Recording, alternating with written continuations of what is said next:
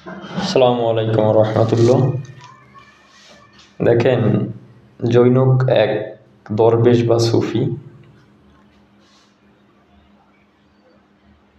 পরলোকগত এক লোককে স্বপ্নে দেখলেন। দেখে জিজ্ঞেস করলেন যে আপনি যেসব শাস্ত্র দ্বারা বিতর্ক করতেন, তর্ক করতেন, সেগুলোর অবস্থাটা কি?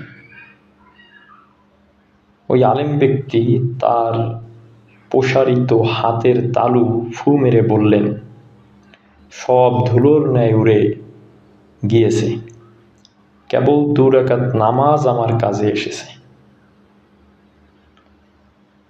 যা রাতের বেলায় আমি আদায় করতাম, এরকম 2 রাকাত নামাজ আমার কাজে এসেছে।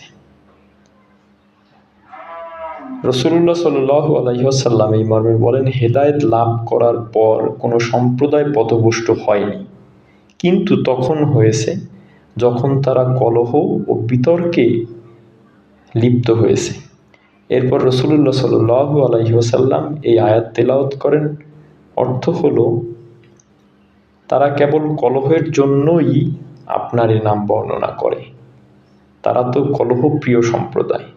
অতএব দেখেন যে ধর্ম নিয়ে বা নিজের জ্ঞান নিয়ে আরেকজনকে ছোট করার জন্য কখনো তর্কে বিতর্কে লিপ্ত হতে নেই। বিশেষ করে ধর্ম নিয়ে, ধর্মীয় বিষয় নিয়ে অতি তর্ক করা, এটা প্রত্যেকের জন্যই ক্ষতিকর। সকলে ভালো থাকবেন। আসসালামু আলাইকুম রহমতুল্লাহ।